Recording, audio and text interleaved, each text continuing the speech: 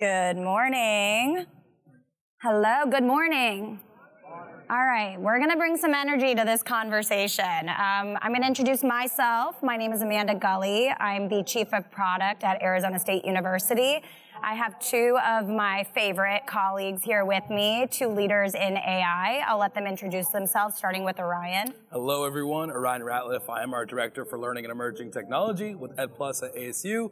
Manage a few teams, but largely focused on AI, XR, and all of our LTI campus integrations. And hi, everybody. I'm Elizabeth Riley. I'm our Executive Director of AI Acceleration in Enterprise Technology at Arizona State University. Good to be here with you all today. And we're going to talk loud so that you can hear all of us, so forgive me if I bring this closer. We named our presentation strategically for a reason. We saw this quote from Sam Altman that says, "This could be the best time ever to be starting your career because you will get to surf the greatest technological wave ever." And as we are working with students and in higher ed, this quote is so important as we think about the future of the workforce. And so we presented last year, I'm not sure how many of you attended our panel last year, about where ASU was in that moment. We were looking at how to build out a foundation, some infrastructure, thinking about the maturity of AI and where we were. We were spending a lot of time experimenting and really working with staff. That was our safest, probably the most efficient area that AI was good for at that time. And so as we're navigating the last year and where we came from, we're going to spend time today talking about our learnings and what we're building and where we're at with AI in teaching and learning and within student support. So I'm going to start off with Auryan. We're going to talk a little bit just about setting the stage. So Auryan, when you think about how AI is shaping the learner's journey at ASU, what moments or breakthroughs come to mind? That is a great question. There's many, but I think there's one in particular we want to focus on. For any of the folks here who were at our panel last year, we were talking about a product that we were currently developing called DegreeMe. It's a degree recommendation engine. Students can go through a short little quiz, provide a little bit of information about their interests, their goals, their skills, and depending on the information that they provide, we could recommend a series of degrees to them. We were really excited about the tool. We had done a lot of internal testing. There was a lot of theory and proof of concepts that we built, but we actually finally launched the tool, and it's been a huge success so far. So it's live on our website. You can get access to it now. We have a shorthand link. If you go to bit.ly/DegreeMe, you can check it out now if you're interested. But it's up on our website, and we are seeing huge conversion increases on the platform in comparison to our ASU Online website as a whole. So traditionally, we look at around 4% conversion rate of folks filling out our RFI or clicking our CTAs. And with DegreeMe, we're at about 11%, upwards of 11%. We have about 4.5% of students who are going through that DegreeMe platform are also starting applications. So we're seeing increased conversions, increased app starts, and increased satisfaction with the tool as well. So students are happy, we're happy, and more students are getting in the door. So all around success, and probably one of the first projects that we've developed internally using generative AI that has gone from conception, proof of concept to now operationalized products. So really, really proud of the experience, and you all should check it out. We also have it at the booth. Sorry, shameless plug. ASU booth, it's on the show floor. If you all want to see it, you can go and demo it there.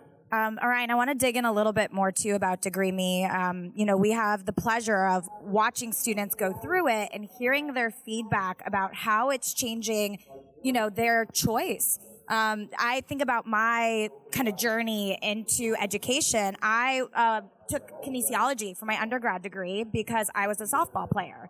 So we're expecting 18-year-olds to know what they want to do when they go to college, what career they're going to take. And so this was an experiment that you all did a year ago for GSV to show what AI was capable of. And so I think also demystifying that these things are very complicated. They take, engineers and a lot of resources. I think, can you talk a little bit more just about the technology itself and helping others understand how they too can use AI in this kind of way? Yeah, sure thing. So for those of you who are doing any form of AI development, you're probably familiar with the term RAG. And that is the underlying technology that we're using for DegreeMe. Essentially, we take all the information we have on our degrees, we vectorize that data so that it just makes it easier for the AI or LLMs to search through that content, and then we take that information we collect from that student in our quiz, and we essentially just format it like a prompt, the way you work with ChatGPT. All of this is happening behind the scenes, so technically it's very similar to ChatGPT, Gemini, any of those chat-based tools that you've used currently. We just have a fancy UI that sits in front of it that makes that process easier for students. When you talk about writing a prompt, you really got to describe what you want in a really granular detail if you want to get good output, but you don't know what you don't know. So we provide a quiz to give the students a framework to describe what they're looking for and the type of degree that they want in a way they might not naturally. And so it's a great way of showing how it's also about your design and how you deliver the experience, not just the technology that really makes an experience work or easy to use. And I think solving real problems. Yes. I think a lot of the times I hear, we need AI, we need AI, we need AI. But the question is why? You never start with the technology, you start with the problem. And then you figure out what technology is best suited for that. And this was a great opportunity where AI could really understand more about students through this quiz to help recommend what is best based on their interest. Absolutely. So Elizabeth, on that same question, talk to us a little bit about what moments or breakthroughs come to mind for you. Yeah, so this time last year, we were several months into having launched our My AI Builder product. In that product, similar to how in ChatGPT you can create a GPT, with My AI Builder you can create your own AI project. So you can select from the models that we have available through our platform. We have over 50 models that are available through our internally created secure ASU platform. You can set your own custom instructions, so your own system prompt, and then you can upload and bring your own data. So we had launched a few months ago when we were here last year, and now we're over a year into that journey with My AI Builder, and the empowerment that that tool has brought to people. Very smart people with very deep subject matter expertise who are not technology folks. They're not engineers. To Amanda's point, they bring amazing talent and expertise that's not technical expertise, but they're able to harness the power of AI. They're able to bring their own data to the table. And they're able to create and deploy an AI tool within the ASU community in their courses for their work, for their own personal productivity. It's been very rewarding to see the creative things that people do with that tool. So my job is AI day in and day out, and the things that people come to the table with that they create when they're empowered just blow me away. It's been very rewarding. We were talking about this yesterday because we're like, how does AI think about humanizing humans and bringing out the best of us? And I was just saying, like, my ideas I like to think are great, probably not. But when I use ChatGPT, when I use Perplexity, when I use these tools, it is just so rewarding to feel like you're in a safe space where you can ideate with someone else and even have your ideas blossom into opportunities that maybe I haven't had experience with, purview into. And so there is real enablement, empowerment behind these tools and what it makes you feel as a human who is using them. And so I think having tools like My AI Builder, which kind of democratizes that access and also helps everyone learn and see even what the different models are capable of, is really empowering because now we have kind of deep research. There's lots of graphic models that are coming out, video models. And so we're moving so fast. Every day, Auryan is telling me something new that I didn't know. It's exhausting. But as we think about the student experience, my next question, Elizabeth, for you is we've seen massive strides in generative AI capabilities over the last year. What change or innovations in the industry have excited you the most, and where are we headed next? Yeah, so I think even at this time last year, we were a little while into our AI journey, and we were still dealing with a lot of model inconsistencies in output that was not accurate, output where we've all heard of the famous cases where a lawyer submitted a brief from ChatGPT and all the citations were completely completely made up. And that certainly still happens. But one of the things that has been a huge unlock for getting past that accuracy barrier, for getting over some of those quality of output barriers, has been in agents. So you all being at an AI conference, you might be well read into agents. For some of you who might not be, what agents really are is they allow you to create a workflow where you're able to create higher quality output, higher accuracy output. You might string a few different models together. So for example, if you're trying to create, like we are working on now, a syllabus builder tool that helps faculty to create syllabi in ways where they're scaffolding assignments in pedagogically sound ways, giving them feedback on learning outcomes. One giant large language model isn't going to be an expert to create excellent learning outcomes. It's not going to be an expert to create good course scaffolding. But we can string a series of models together that are experts in those different things that can work together to create that higher quality, higher order output.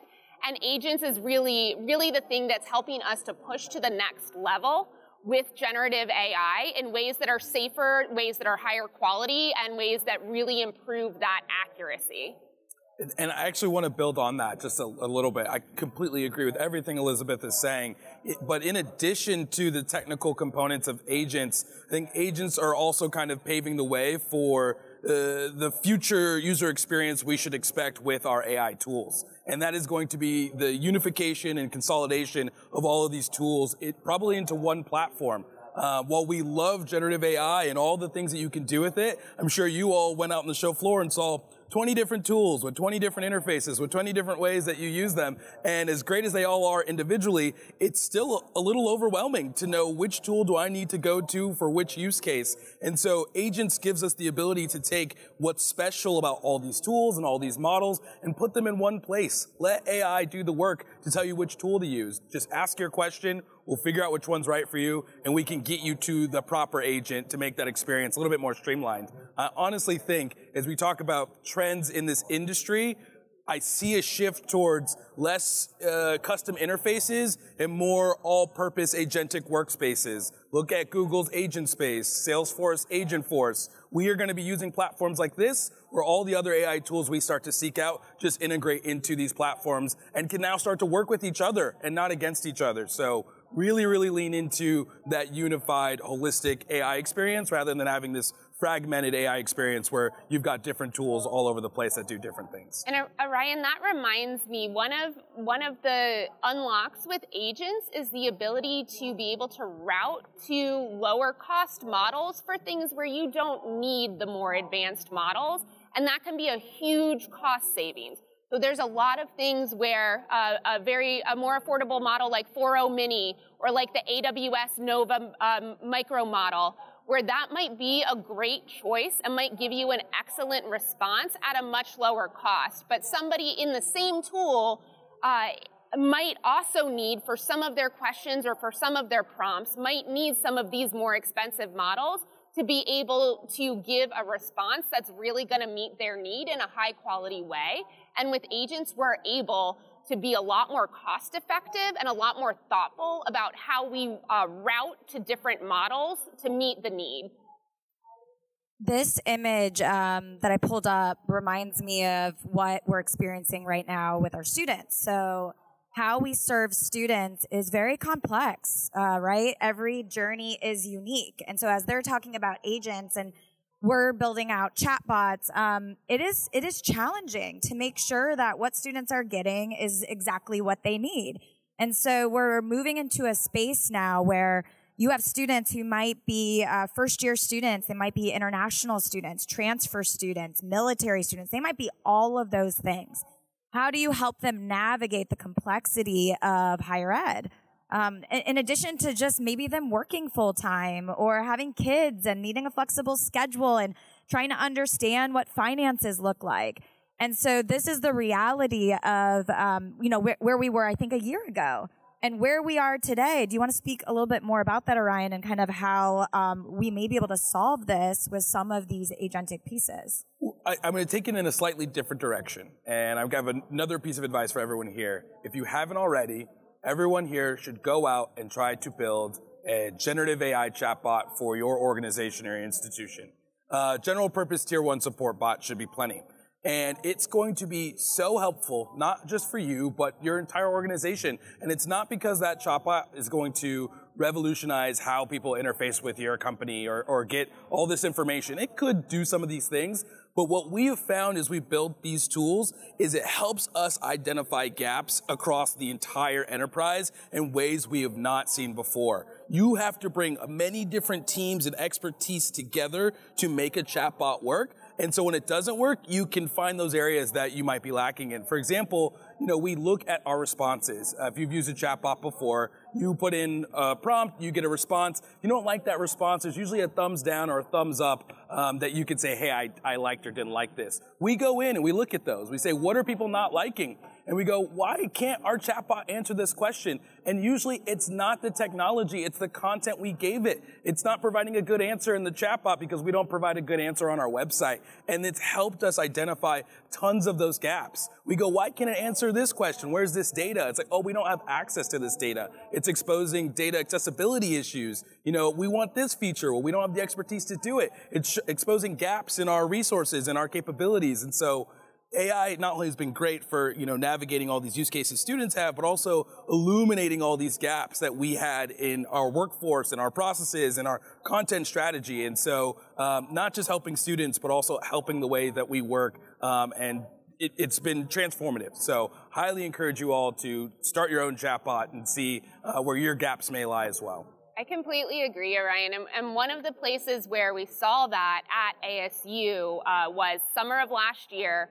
We released a chatbot for our Experience Center staff. So at ASU, our Experience Center is the front door of the university for all Tier 1 support across IT, financial aid, parking. Any question any faculty, staff, or student has, they can call a single 1-800 number. They can go and create a case through our ASU portal. There's all kinds of ways that they can reach out to our Experience Center and get support. We gave the staff a bot to help them to do a better job of answering questions more consistently for our students and to be able to give high quality answers a lot more quickly. We surveyed our staff to see, did you like this bot experience? Did you not? We looked at the thumbs up and thumbs down of the different responses, and the team that rated the experience the highest with our bot was our financial aid support teams. And the reason why, when we dug into the data to say, why is this team rating this bot so highly when our IT team or our ASU services team that deals with a lot of other areas of ASU, they rated it highly, but not as highly as financial aid. The financial aid and student finances piece was a standout. And when we dug in, we found it was almost 100% related to the quality of the data. The financial aid space has done an amazing job of curating their website, of curating knowledge base articles that we have in our Salesforce knowledge base and in our ServiceNow knowledge base. They've done a lot of work over the last several years curating that knowledge, and it showed up in the data with the staff's experience with that chatbot.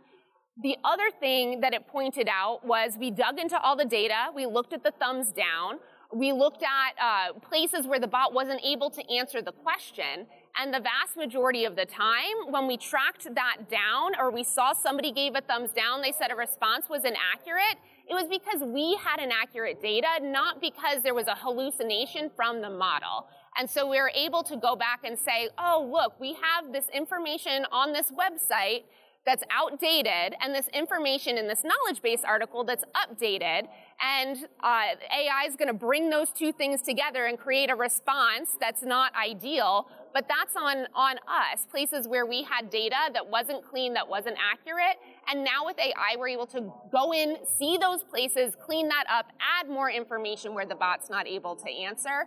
I was terrified before we launched this bot last year that we were going to be putting it in the hands of some of our newer staff, and we were going to give students inaccurate responses. And my fears, thankfully, were largely unfounded, and we saw that the bot was giving accurate responses where it wasn't. It was in large part because of our data. It's interesting. So when we think about content being data and having some of these chatbots might be scraping websites, coming now from the product lens, most of us are very student experience forward, not AI forward. And with that, I would say that it's helped us realize that even our web ecosystem is not answering student questions well, which has then provided deeper strategies for us to go back through what information are we providing our students. But in addition to that, I bring up this slide because AI has also allowed us to democratize insights from students in such large, scalable ways, where this was 15,000 responses from existing surveys that have gone out across the university, but being able to bring all that insight into one place to quantify student opportunities, this is where AI is also very powerful. And so I'm curious if you want to talk also about how AI from a data standpoint, not only is it telling us our data gaps, but how is it also helping us find some of those like needle in the haystacks that allows us to also go solve student problems? Yeah, so I think we find a lot of places where we collect a lot of qualitative information. We have open-ended responses on surveys, or we'll say, hey, is there anything else that, that you want us to know? And in the past, it's been human beings alone, reading through all of those responses, categorizing all of those responses. And the models are not perfect in doing qualitative analysis. There's inconsistencies that will come up. So it's still important to have human beings that are looking at this data. But what I advise people to do is look at what is the risk of getting something wrong. So if the risk is relatively low of getting something wrong, use generative AI to do that first. First look at the data, pull out the themes, help you to understand what you're seeing in the qualitative space. It's to save you a ton of time. If the risk of getting something wrong is very high, of course, have that human in the loop.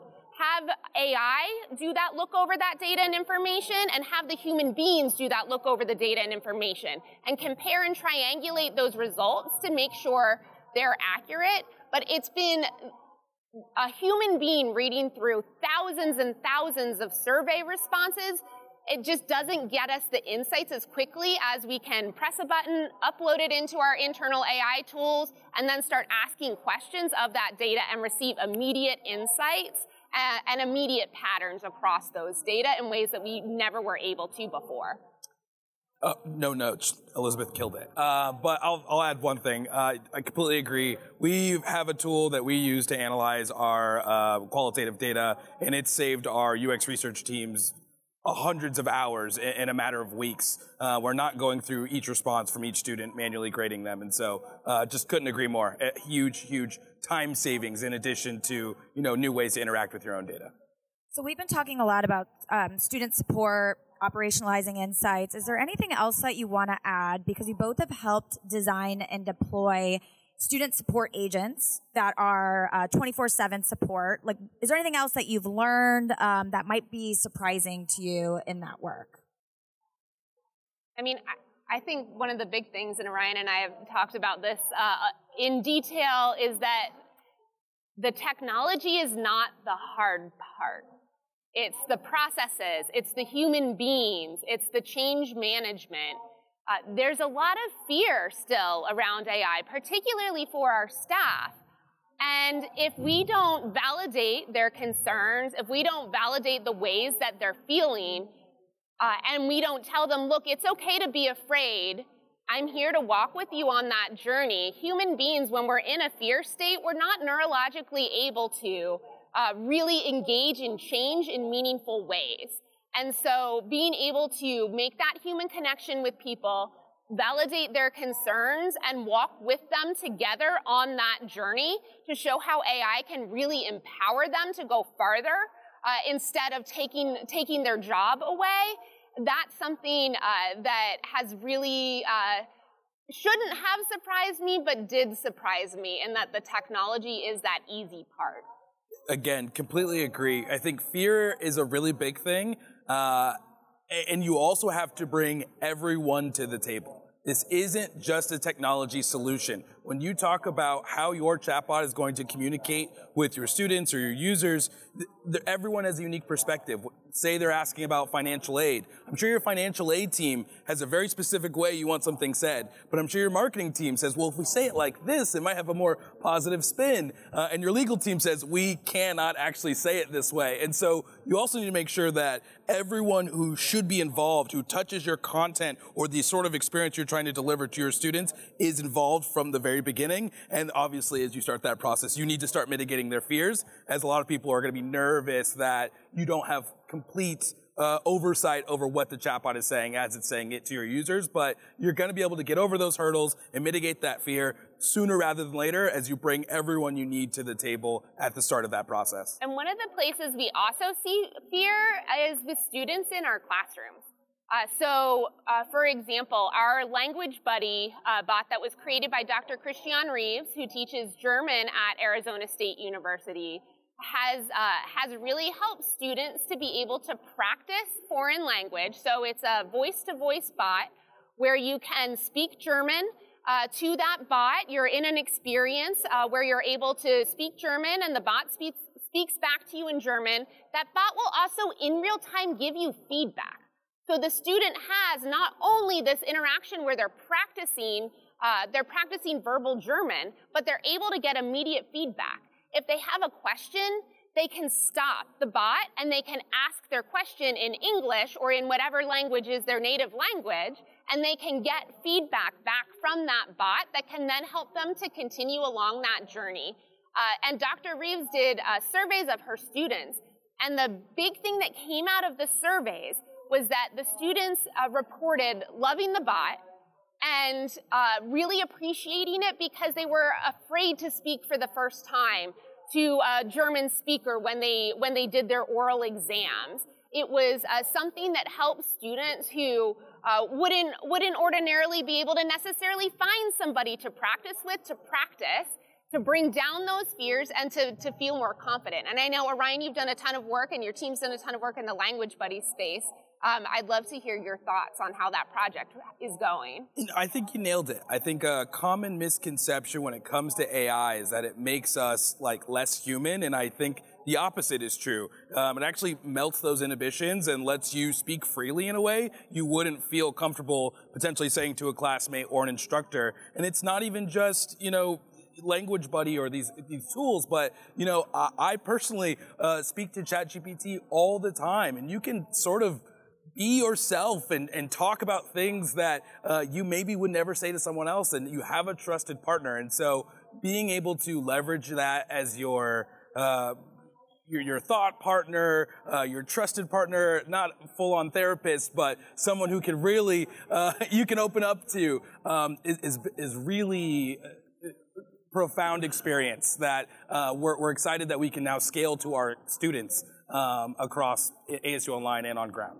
But AI, it can make you more human, but it can also make you less. And so I think it's making those choices of how you're using and how you're deploying generative AI in ways that deepen that human connection, that help human beings to practice social skills, to practice language skills, so that the goal is to then interact with other human beings, because it could go the other way, where we're all just sitting in a corner talking to our phones and we never speak to each other. Isn't that like what the world's like anyways right now? It is a little bit, yes. I will add, because going back to, I'm just going to keep saying it, is focus on the problems.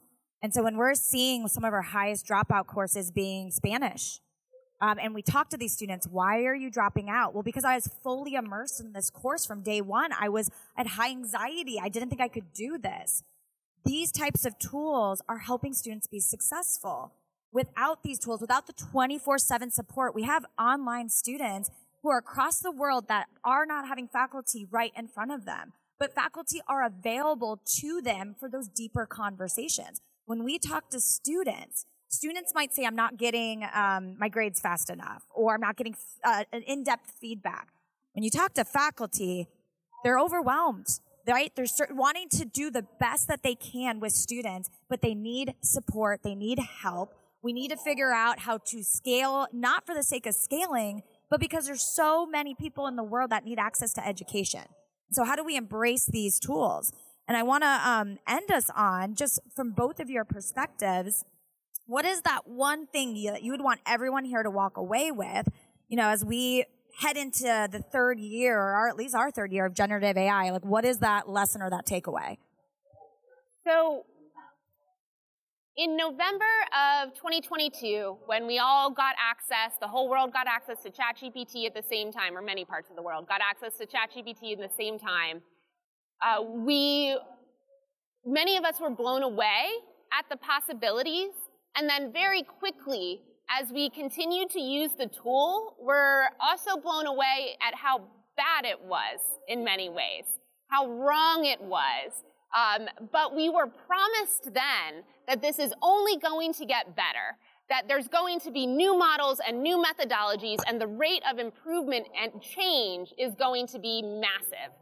And I think that what I've seen personally is that it's lived up to the hype, in that that promise has come true, that these improvements in accuracy, whether it's from the models themselves, whether it's from methodologies like agents and to agentic frameworks, has really lived up to that promise of improving accuracy, improving quality.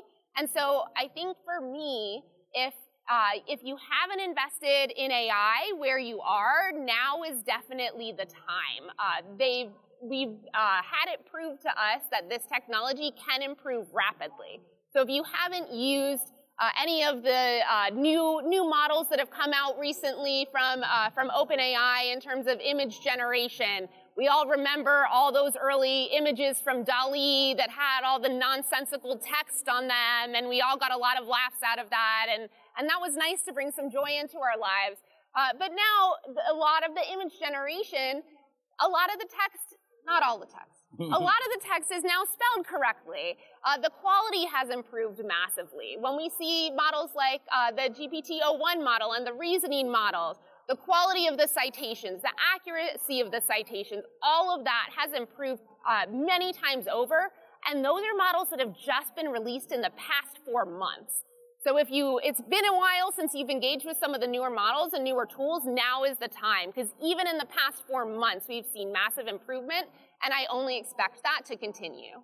I completely agree with that. I think what I want to add is we're also seeing a shift in the skills you need as an employee to be successful in the workplace. For better or for worse, AI is already disrupting a number of industries. Whether it's, the vibe coding trend, if you're familiar, that's a very hot topic. You probably fall on one side or the other. The image generations from OpenAI, it's unbelievable how good it is. I think there's a world where you could say graphic design is heavily threatened by technology like this, or AI's capability to do data analysis. Things that have traditionally been blocked by these hard skill requirements, these deep time investments, are now open and available to everyone. We are seeing the collapsing of the talent stack happen in front of our eyes. You have very talented individuals who can do design, data, product, all in one, and it's changing the way we think. And so as we go into a world where anyone can create or do anything with this technology, those who are still able to produce products or experiences that can stand out from that are going to be your most invaluable employees. We are entering into an age of taste. We are going to have so much content spit at us because it's so easy to create. And so making sure that you're creating something that can cut through the noise and actually resonate with people and show impact with people and not get lost in all the other maybe not as high quality content is where you really want to start investing. So if you're not already out there in the industries and fields where you want to be creating content, seeing who's at the top of your field, what makes their work special, and trying to bring that to your content, you are going to fall behind quickly. So it's all about taste. Do you think AI, Auryan, would you say AI makes it very easy to make very terrible content? Yes, I think your AI outputs is only as good as your AI input. And so if you're getting things from your models, whether that's images or content, and you go, hey, this actually isn't pretty good, chances are it was your question or your prompt. And so you really gotta have that vision, you really gotta be descriptive, and you really need to understand what you're doing. It's not as simple as just saying, write me a blog about X, Y, and Z. You need to understand these topics. AI is not going to do the work for you. It's just going to support you to get where you should be. So if you don't understand what is good content, good quality, or understand the actual things you're trying to talk about, your AI output is going to reflect that as well. So it's not a catch-all. Understand what you're doing, but not necessarily with AI, with the area that you have deep subject matter expertise, right? 100%. So deep design expertise, deep expertise in how people learn and how people grow and how people think. It's that kind of expertise that makes or breaks having a really high-quality, amazing AI experience. Completely agree. How many of you have received some sort of document from someone that you knew was completely generated from AI? Yeah. We were laughing last night because we're seeing this happen more and more where, hey, I need feedback on this. Someone just puts it into AI, sends it back. Here you go. And it's like they didn't even read it. They didn't read it. And they didn't even really provide their subject matter expertise, which is why we went to them. And I think we are also overwhelmed in our day-to-day. We're in education. Like, we're not here for the money. We're here because we care. We're deeply passionate. And so we also have to remind ourselves that there are times to use AI, and there's times for us to really use our brains and to bring ourselves to the table and make sure that we're giving the right feedback, the right expertise. That's why we're here. And so if you're a leader, if you're faculty, if you're an academic, if you're a technologist, it is really easy to just let AI do it, but we're starting to kind of see through it at this point of the quality, the taste, the subject matter expertise. It all makes a difference. And so think about that as you leave today. My final takeaway is make sure you're solving problems and make sure you are learning, because AI won't replace us. People who use AI will. So it's our job to prepare ourselves so that we can prepare students for the future workforce.